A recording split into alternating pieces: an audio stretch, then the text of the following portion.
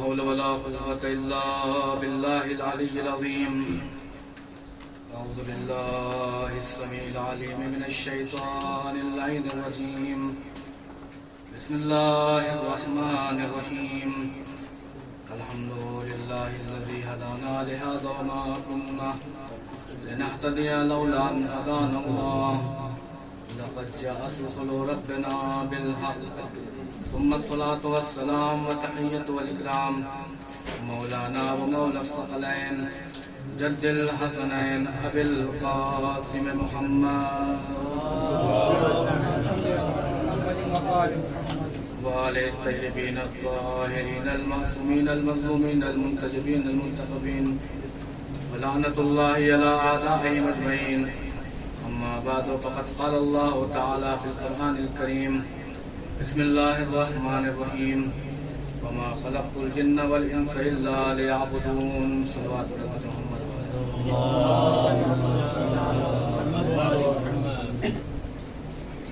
عزیزان گرامی قدر، خالق کائنات نے اس کائنات میں ہر قسم کی مخلوقات کو پیدا کیا ہے، لیکن کسی بھی مخلوق کو خلق کرنے کے بعد فخر و مباحات نہیں کیا. صرف ایک مخلوق جسے انسان کہا جاتا ہے، جب اس کو اللہ نے اس کائنات میں خلق کیا تو خلق کرنے کے بعد فخر و مباحات کرتے ہوئے یہ فرمایا کیا انسان ہم نے تمہیں اشرف مخلوقات بنا کر اس کائنات میں پیدا کیا ہے، ہم نے تمہیں احسن الخالقین کے درجے پر اس کائنات میں خلق کیا ہے. اور یاد رکھو یہ ساری کائنات میں جتنی بھی چیزیں ہیں، چاہے آسمان ہو، زمین ہو، چاند ہو، ستارے ہوں، سورج ہو، درخت ہو، پتھر ہوں، دریا ہو، سمندر ہو، اس کائنات میں جتنی بھی چیزیں ہیں سب کو ہم نے تمہارے لیے خلق کیا ہے، اس لیے کہ تم اس کائنات میں جیسے چاہو ان تمام چیزوں کو استعمال کرو، جس طریقے سے چاہو ان تمام چیزوں سے فیض حاصل کرو. لیکن یاد رکھنا ان تمام چیزوں سے فیض حاصل کرنے کی صورت میں کبھی بھی ہمارے فرمان کو بھول نہ جانا. اس لیے کہ جب یہ تمام چیزیں ہم نے تمہارے لیے خلق کی ہے تو تمہارے بھی خلق کرنے کا کوئی نہ کوئی مقصد اور ہدف ہے.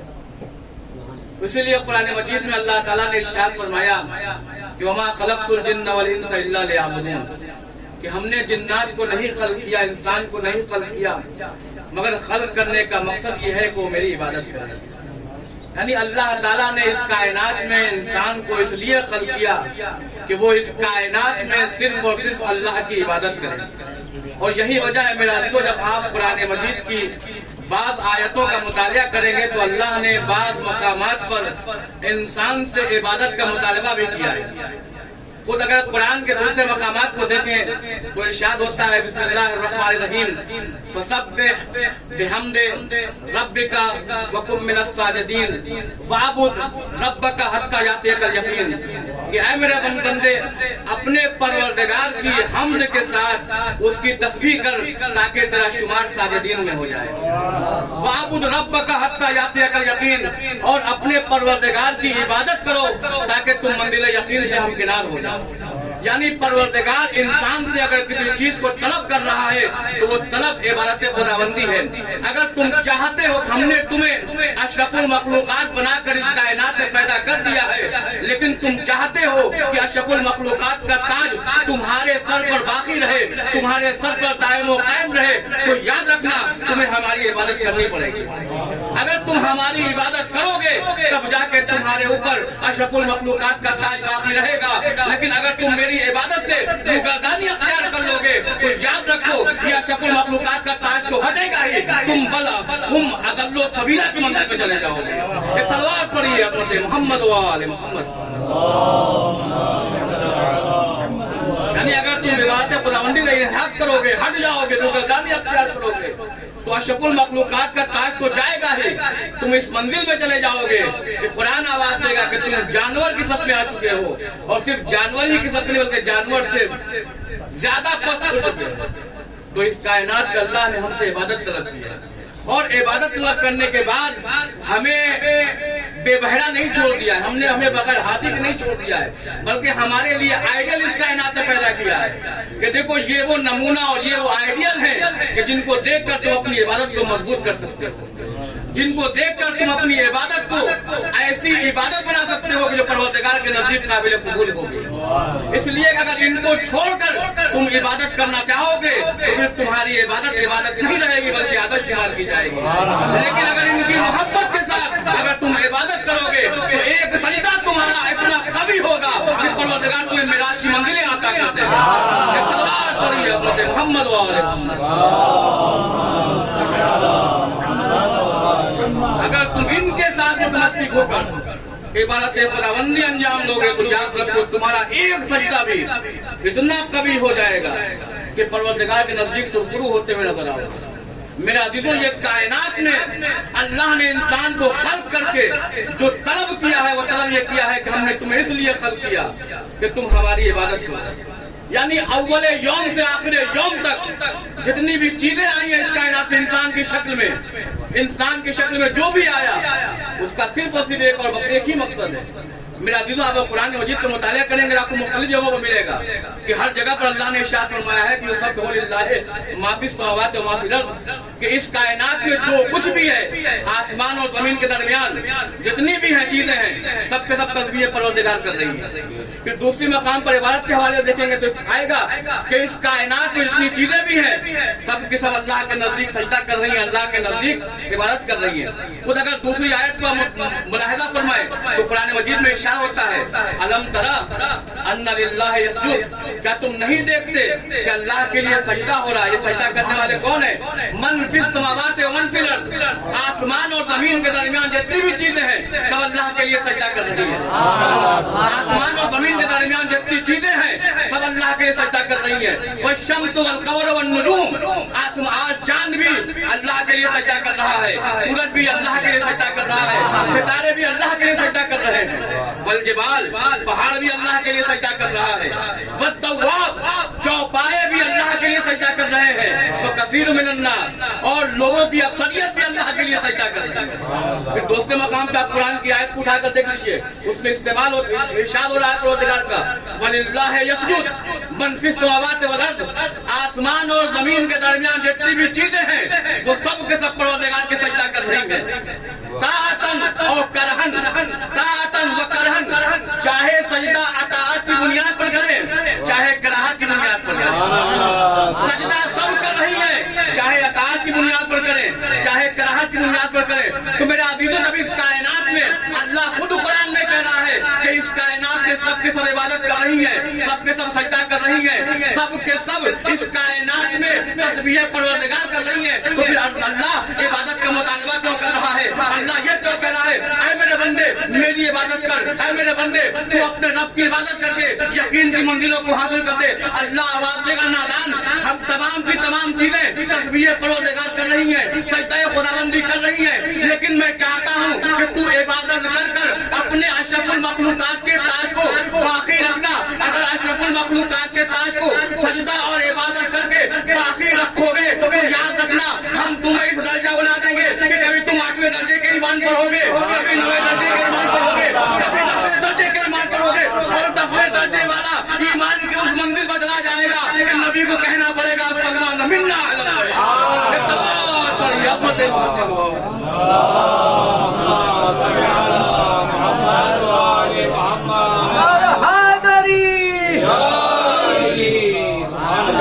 ساری دنیا سے اللہ مطالبہ کر رہا ہے کہ سجدہ خداوندی کرو، عبادت خداوندی کرو، اور یہ پوری دنیا سجدہ کرے گی تو ساجدین کی صف میں آئے گی، عبادت کرے گی تو عابدین کی صف میں آئے گی، چاہے عام انسان ہو چاہے اول یوم سے آخر یوم تک آنے والے انبیاء کرام ہو، جو بھی سجدہ کریں گے ساجدین میں ہوں گے، جو بھی عبادت کریں گے عابدین میں ہوں گے، لیکن ان تمام ساجدین اور عابدین کے درمیان اگر کوئی زین العابدین اور سید الساجدین ہو تو اس کا کیا مطلب؟ ایک صلوات پڑھیے عظمت محمد والے ان تمام لوگوں کے درمیان اگر کوئی زین العابدین ہو، اگر کوئی سید الساجدین ہو، اگر کوئی سید الصابرین ہو تو اس کی منزلت کیا ہو سکتی ہے, اس کا مقام کیا ہو سکتا ہے. میرا تو یہی وجہ ہے آپ اٹھا کر ہمارے اور آپ کے چوتھے امام کہ جس کا ذکر کرنے کے لیے ہم اور آپ جمع ہوئے ہیں, آپ ان کے حوالے سے تاریخ کا مطالعہ کر لیں, آپ کو ملے گا کہ امام علیہ السلام کو آخر عابدین کی زینت کیوں قرار دیا گیا, آخر ساجدین کا سردار کیوں قرار دیا گیا, آخر صابرین کا سردار کیوں قرار دیا گیا. امام نے اپنی زندگی میں اس طریقے سے سجدہ خداوندی کیا ہے, اس طریقے سے عابدین کا حق ادا کیا ہے, عبادت کرنے کا حق ادا کیا ہے, اس طریقے سے صبر کی مثال پیش کی ہے کہ رہتی دنیا تک اس کا کوئی جواب نہیں پیش کر سکتا. آپ تاریخ کا مطالعہ کرتے رہتے مجھ سے بہتر جانتے ہیں. ایک مرتبہ امام حالت نماز میں ہے, عبادت خداوندی انجام دے رہے ہیں. آپ کے صاحبزادے, آپ کے فرزند حضرت امام محمد باقر علیہ السلام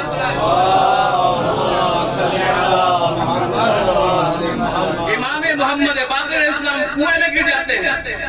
اب جیسے ہی امام محمد باقر علیہ السلام کا کنویں میں گرنا تھا, ماں ہے کہ ماں کی مامتا جو ہے مضطرب ہو رہی ہے, ماں کی مامتا حالت اضطراب میں ہے, پریشان ہے, لیکن امام ہے کہ ان کے پیشانی پر بل نہیں پڑا ہوا ہے بلکہ عبادت خداوندی انجام دے رہے ہیں.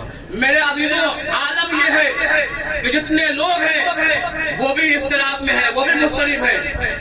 ماں ہے وہ بھی اضطراب میں ہے, لیکن دو شخصیتیں ایسی ہیں جو مضطرب نہیں ہیں. ایک وہ ہے کہ جو کنویں کے اندر موجود ہے, ایک وہ ہے کہ جو کنویں کے اندر موجود ہے, اور دوسری وہ ہے کہ جو عبادت خداوندی انجام دے رہی ہے. اب جیسے ہی امام نے نماز مکمل کیا, ماں کی مامتا مضطرب تھی, امام نے سوال کیا عجیب حالت عبادت ہے, بچہ کنویں میں گرا ہوا ہے, آپ عبادت خداوندی انجام دے رہے ہیں. امام آگے بڑھے, آگے بڑھنے کے بعد کنویں کے پاس آئے, کنویں کے پاس آنے کے بعد کنویں کے اندر ہاتھ نہیں ڈالا بلکہ آواز دی, اے کنواں میری امانت کو میرے حوالے کر دے, اے کنواں میری امانت کو میرے حوالے کر دے. جیسے ہی امام نے یہ جملہ کہا, کنویں کا پانی بلند ہوا, سطح پر آیا, امام محمد باقر علیہ السلام بلندی پر آئے. امام نے امام محمد باقر کو لیا, لینے کے بعد ماں کے حوالے کر دیا. حوالے کرنے کے بعد ایک جملہ کہا کہ یاد رکھو مضطرب ہونے کا کوئی مرحلہ نہیں ہے, میں جس کی عبادت کر رہا تھا وہی اس کی حفاظت کر رہا تھا, میں جس کی عبادت کر رہا تھا وہی اس کی حفاظت کر رہا تھا. اور میرے مولا مضطرب کیوں ہو, جب کنواں یوسف کو اپنے اندر نہ ڈبو سکا تو فقر یوسف کو اپنے اندر کیسے ڈبوئے.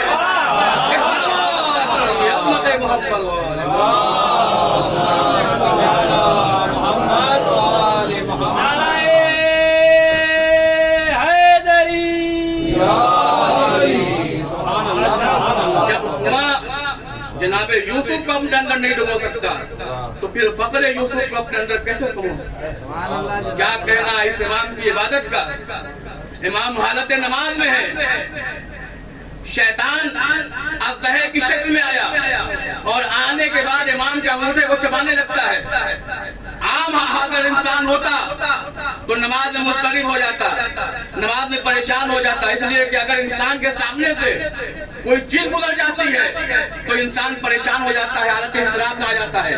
لیکن امام ہے کہ اپنی نماز کو مکمل کر رہے ہیں اور مکمل کرنے کے بعد اس سے مخاطب ہو کر کہتے ہیں اے شیطان دور ہو جا, تو میرے اور اللہ کے درمیان حائل ہونا چاہتا ہے.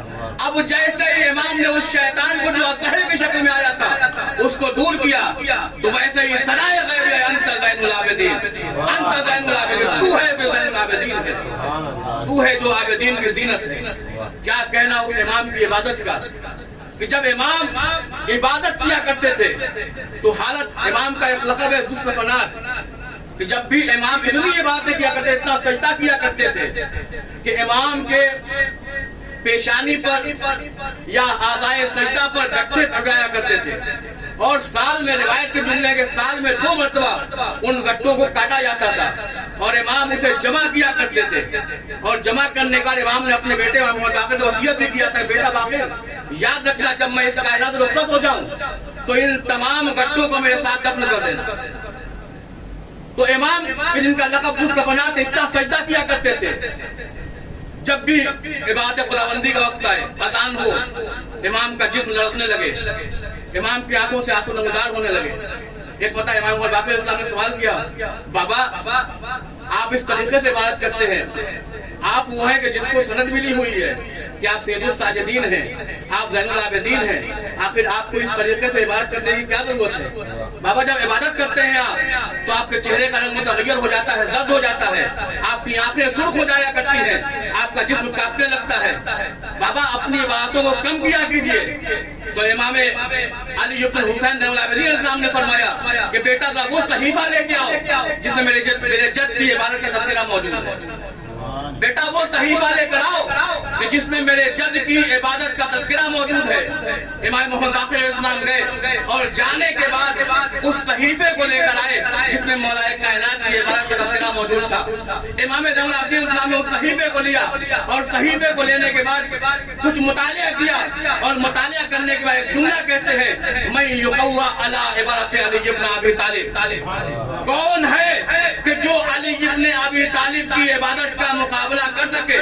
میرے عزیزو, کیوں نہ علی کی عبادت کا کون مقابلہ کر سکتا ہے جس کے لیے نبی نے سند دے دیا ہو کہ ضربت علی یوم الخندق افضل من عبادت الثقلین, جس کی ایک ضربت ثقلین کے دن تمام کائنات کی عبادت سے افضل ہوگی. تو اس علی کے سجدے کی کیا عالم ہوگا, اس علی کے رکوع کا کیا عالم ہوگا, جس کی ایک تلوار جب ثقلین کے اوپر بھاری ہوتی ہے تو سجدوں کا کیا عالم ہوگا. ایک صلوات پڑھیے حضرت محمد و آل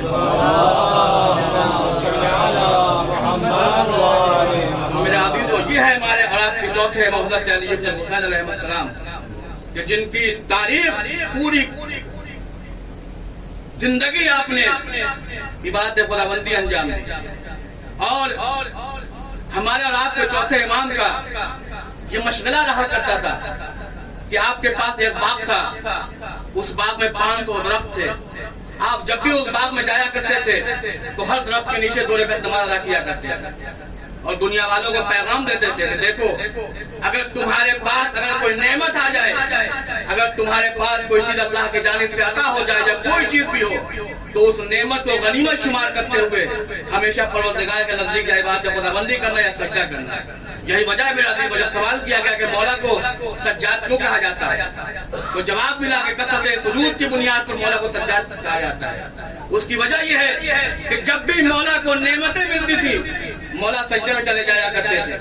جب بھی قرآن مجید میں کوئی آیت بھی گزرتی تھی جس میں سجدے کا تذکرہ موجود ہو, مولا سجدے میں چلے جایا کرتے تھے.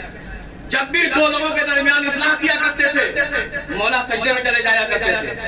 جب بھی کوئی مشکل رفع ہوتی تھی, دور ہوتی تھی, مولا سجدے میں چلے جایا کرتے تھے. ہر نعمت کے ملنے پر واجب نمازوں کے بعد مولا سجدہ کیا کرتے تھے.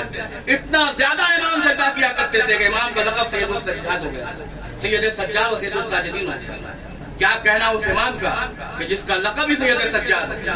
دنیا سجدہ کرنے کے بعد فخر کرتی ہے کہ ہم وہ ہیں جو سب سے زیادہ سجدہ کرنے والے ہیں, لیکن امام علی بن حسین اسے کہا جاتا ہے جسے حاطب غیبی آواز دیتے ہیں کہ یہ وہ ہے جو سید سجاد ہے, یہ وہ ہے جو زین العابدین ہے, یہ وہ ہے جو سید الساجدین ہے. امام کہ جن کا لقب سید الصابرین ہے. اور آپ یقین مانیں کہ امام سے بڑا صابر اس کائنات میں کوئی نہیں ملتا. امام اپنے گھر میں موجود ہیں, دوست بھی موجود ہیں, دشمن بھی موجود ہیں, تمام کے تمام لوگ امام کے سامنے ہیں. ایک شخص آتا ہے اور آنے کے بعد آواز دیتا ہے کہ مولا میں اپنی زندگی سے بہت زیادہ تھک چکا ہوں, یہ پوری زندگی میری افلاس کی حالت میں گزر رہی ہے, ہاتھ تنگی میں ہے, کھانے کے لیے کچھ نہیں ہے. جیسے ہی اس چاہنے والے کا امام سے سوال کرنا تھا تو اس امام کے سامنے اپنے بھی تھے, چاہنے والے بھی تھے, دوست بھی تھے اور دشمن بھی موجود تھے. اب جیسے ہی چاہنے والے نے سوال کیا کہ میں مفلس ہوں, افلاس کی حالت میں ہوں, تنگی کی حالت میں ہوں, کچھ مدد فرمائیے. تو جو اس بغل میں دشمن بیٹھا ہوا تھا اس نے آواز دیا کہ تم نے کس سے طلب کر لیا, جو خود حالت افلاس میں ہو, جو خود مفلس ہو, اس کے سامنے رونے کا کیا فائدہ, اس کے سامنے گڑگڑانے کا کیا فائدہ, اس کے سامنے حاجت بیان کرنے کا کیا فائدہ, اس سے مانگنے کا کیا فائدہ. اب جیسے دشمن نے جب امام کے لیے جملہ کہا کہ جو حالت افلاس میں ہو تمہاری مفلسی کیسے دور کر سکتا ہے, تو چاہنے والے کی پیشانی پر بل آ گیا. آواز دی مولا میں متحمل نہیں کر سکتا, میں برداشت نہیں کر سکتا کہ آپ کو یہ شخص یہ کہے کہ جو خود حالت افلاس کو دوسروں کو کیا مفلسی دور کر سکتا ہے, میں برداشت نہیں کر سکتا. امام کے صبر کا مظاہرہ دیکھیے. امام کہتے ہیں کہ اے چاہنے والے, اے میرے دوست, صبر کرو, اس لیے کہ صبر کرنے والا اللہ کے نزدیک بہت زیادہ فضیلت رکھتا ہے. صبر سے کام لو, اس لیے کہ صبر کرنے والا اللہ کے نزدیک بہت زیادہ فضیلت رکھا کرتا ہے. چنانچہ امام نے سمجھایا اور سمجھانے کے بعد کنیز کو آواز دی اور آواز دینے کے بعد کہا کہ ذرا روٹیاں لے کر آؤ. اب جو کنیز 2 روٹیاں لے کر آئی تو جیسے ہی روٹی لانا تھا امام نے روٹی لیا اور روٹی لینے کے بعد اس شخص کے جو چاہنے والا تھا اس کے حوالے کر دیا. اب جیسے ہی حوالے کرنا تھا اس شخص نے کوئی سوال نہیں کیا, اور سوال کرتا بھی تو کیسے کرتا. اگر بے معرفت ہوتا تو سوال کر لیتا, با معرفت تھا, امام کی معرفت رکھتا تھا, امام کی محبت کا دم رکھتا تھا. جب امام نے یہ کہہ دیا کہ اس سے برکت حاصل ہوگی تو سوال کرنے کی کوئی گنجائش نہیں ہے. کہہ دیا تو برکت ہونی ہی ہونی ہے, کہہ دیا تو نعمت کی فراوانی ہونی ہی ہونی ہے. وہ اٹھا اور اٹھنے کے بعد 2 روٹیاں لے کر بازار کی جانب جانے لگا. اب جب بازار سے وہ گزر رہا تھا تو اس نے دیکھا کہ ایک دکان ہے, دکان پر مچھلیاں بک رہی ہیں. اس مچھلی فروش کے پاس گیا, ماہی فروش کے پاس گیا اور جانے اور کہتا ہے کہ ایسا ہے کہ یہ 1 روٹی لے لو اور لینے کے بعد 1 مچھلی مجھے عطا کر دو. جیسے ہی مچھلی فروش کو نے یہ کہا کہ یہ روٹی لے کے مچھلی ہمیں دے دو, تو وہ مچھلی بیچنے والا کہتا ہے کہ اس روٹی سے یہ مچھلی نہیں ملنے والی ہے. اس نے اصرار کیا. جب اصرار کیا اس نے تو کہا دیکھو وہ فلاں مقام پہ دور پر ایک مچھلی ہے جو خراب ہو چکی ہے, اگر تم کہو تو اس روٹی کے وقت ہم تمہیں وہ مچھلی دے دیں گے. میرا عزیزو چاہنے والا واقعا بمعرفت تھا, مطمئن تھا. جب امام نے روٹیاں دی ہیں تو لاکھ یہ خراب ہو, اگر یہ انعام دے گی تو اچھا انعام دے گی, اگر یہ کوئی چیز ہمیں عطا کرے گی تو اچھی چیز عطا کرے گی. چنانچہ اس شخص نے 1 روٹی دیا. روٹی دینے کے بعد اس مچھلی کو لیا کہ جو ظاہراً خراب ہو چکی تھی, بیچنے کے قابل نہیں تھی, اس مچھلی کو لیا اور لینے کے بعد ایک دوسری دکان پر گیا اور جانے کے بعد کہا کہ ایسا ہے کہ ایک نمک لے لو, یہ 1 روٹی لے لو اور نمک ہمارے حوالے کر دو. وہاں روٹی دیا, نمک لے لیا. اب نمک اور مچھلی لے کر بڑے سکون و اطمینان کے ساتھ اپنے گھر میں داخل ہوا. گھر میں داخل ہونے کے بعد زوجہ سے کہتا ہے کہ یہ مچھلی لو, مچھلی کو کاٹو اور کاٹنے کا اسے پکاؤ, ہو سکتا ہے اس کے ذریعے سے ہماری بھوک دور ہو جائے, ہمارا جو ہے فاقہ جو ہے وہ ختم ہو جائے. زوجہ آگے بڑھی, مچھلی لیا, نمک لیا. اب جیسے ہی زوجہ نے مچھلی کے شکم کو چاک کیا, جیسے ہی شکم کا چاک کرنا تھا مچھلی کے شکم کے درمیان سے درے بے بہا نکل گیا. مچھلی کے شکم میں سے درے بے بہا نظر آیا. اب جیسے ہی اس نے درے بے بہا کو دیکھا فوراً اپنے شوہر سے مخاطب ہوئی اور مخاطب ہو کہتا ہے کہ دیکھو یہ مچھلی کے درمیان سے یہ در نکلا ہے. اب جیسے ہی در کو دیکھا اس نے فوراً کہا کیسے ممکن ہے کہ علی ابن حسین کچھ عطا کریں اور وہ ہمیں انعام کی شکل میں نہ مل جائے. ارے جس کے ہاتھ کا تو کبھی زبردست بن جاتا ہو, کبھی سرخ یاقوت بن جاتا ہو, کبھی سفید موتی بن جاتا ہو, اگر اس کے ہاتھ سے نکلی ہوئی روٹی اگر بک جائے, درے بے بہا نہ مل جائے تو پھر اس میں تعجب کا کیا مقام ہے. ایک صلوات پڑھیے محمد و آل محمد.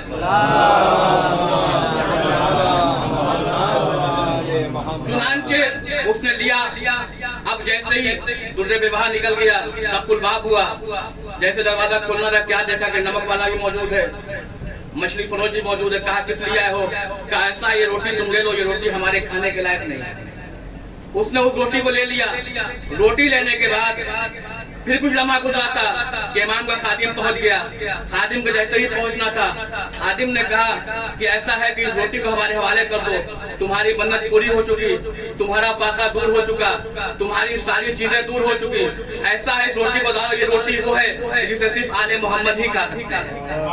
یہ روٹی وہ ہے جسے صرف آل محمد ہی کھا سکتے ہیں. میرے عزیزوں تاریخ محمد و آل محمد میں کچھ شخصیتیں ایسی گزری ہیں کہ انہوں نے اگر کوئی چیز عطا کی ہے تو اس چیز کے صدقے میں انسان مالدار ہو گیا ہے, انسان کو تمام چیزیں चीजें मिल गई है, चीज खुद ब खुद वापस हो गई है। एक तो हमने अली इब्न हुसैन नैनुल आबिदीन का किरदार देखा, एक और शख्सियत है जिसे फातिमा ज़हरा सलामुल्लाह अलैहा कहा जाता है। शहजादी के पास जब रसूलुल्लाह ने साहिल को भेजा कि जाओ हमारी बेटी के दर पे तुम जाओ, वहाँ तुम्हें सब कुछ अता हो जाएगा। जब शहजादी के दर पर साहिल पहुंचा, आवाज दी मैं साहिल आया हूँ। शहजादी ने गिलोबंद हवाले कर दिया। अब जब गिलोबंद शहजादी के हवाले कर लिया उसने, वो लेकर चला, रसूल के पास आया और आने के बाद कहता या रसूलल्लाह आज मैं मालदार हो गया, आज मैं गनी हो गया, आज मेरा कोई मुकाबला नहीं कर सकता। तो यहाँ रुक कर जुमला कहता चलूं कि मजदूरों के माल को लूट लूट कर, मजलूमों के खून को चूस चूस कर गनी होने वाले और होते हैं, डरे सैयदा और डरे अहले बैत पर भीख मांग कर गनी होने वाले और हुआ करते हैं। सलवात पढ़िए मोहम्मद वाले वो साहिल दरे अहले बैत का दरे सैयदा का कसीदा पढ़ता हुआ आगे बढ़ा कि आज मैं गनी हो गया, मालदार हो गया। अम्मार कि जो नबी की बद में बैठे हुए थे, नबी की मोहब्बत ने जोश मारा, अम्मार की मोहब्बत ने जोश मारा। आवाज दिया रसूलल्लाह अगर इजाजत दीजिए तो इस गिलोबंद को मैं खरीद लूं। अम्मार निकले, गिलोबंद की तलाश किया, साहिल को लिया और लेने के बाद कहा कि है साहिल क्या तू इस गिलोबंद को बेचेगा? साहिल ने कहा हाँ मैं इसे बेचूंगा, लेकिन मेरी शर्त है। क्या बताओ शर्त क्या है? क्या शर्त यह है कि मैं भूखा हूँ, मुझे गदा चाहिए, मैं बरहना हूँ, मुझे लिबास चाहिए, मैं बेसवार, मुझे सवारी चाहिए, मुझे चंद अशरफिया चाहिए। अम्मार ने कहा मैं तुम्हें इससे दोगुना अदा करूंगा। जब अम्मार ने मोहब्बत अहले बैत में डूबकर ये जुमला कहा कि मैं तुम्हें इससे दोगुना अदा करूंगा, साहिल कहता है अम्मार तुम मेरी मोहब्बत का मजाक उड़ाते हो। अम्मार ने जैसे ये जुमला कहा सुनना था, अम्मार कहते हैं दरे अहले बैत पर चारू कशी करने वाला किसी की मोहब्बत का मजाक नहीं उड़ाया करता। दरे अहले बैत पर चारू कशी करने वाला किसी की मोहब्बत का मजाक नहीं उड़ाया करता। चुनांचे अम्मार ने गिलोबंद लिया, गिलोबंद लेकर रसूलुल्लाह की खिदमत में आए, गुलाम को भी लिया, रसूलुल्लाह की खिदमत में आए। रसूलुल्लाह ने वो गिलोबंद को लिया, शहजादी के दरवाजे पर आए, कहा जाओ शहजादी गिलोबंद को देख लो। तो मेरे अजीजों कायनात में दो शख्सियतें ऐसी मिली कि जिन्हें अगर कुछ अता किया है, जिन्होंने कुछ अता किया है तो चीजें अता कर दी, इंसान मालदार हो गया है और चीजें खुद वापस उनके दर पर चली आई है। एक सलवात पढ़िए मोहम्मद वाले मोहम्मद। तो मेरे अजीजों ये है हमारे और आपके इमाम ज़ैनुल आबिदीन कि जिनकी शख्सियत, जिनको अल्लाह ने हमारे लिए आइडल और नमूना बना कर भेजा है कि इनको देखो और इनको देखकर अपने आप को इबादत खुदाबंदी के लिए मुतवज्जे करो, अपने आप को इनके। मेरा इमाम कि जो इतनी इबादतों का हामिल था कि जिसके हाथ फरिश्ते चूमा करते थे, मलाइका जिनके हाथ पर आकर बैत करते थे। मेरा तारीख का वाक़या है कि कोई ऐसा रिवायत है, कोई ऐसा दिन नहीं गुजरता था कि इमाम आंसू न बहाते थे। बाद करबला 34 या 35 साल तक इमाम जिंदा रहे और जब भी जिंदा रहे हमेशा अपने बाबा पर आंसू बहाया। जब भी इमाम के सामने खाना आता था, गुलाम खाना पेश करता था तो इमाम एक ही जुमला कहते थे, मैं कैसे खाना खा लूं, मेरा बाबा भूखा प्यार मारा गया।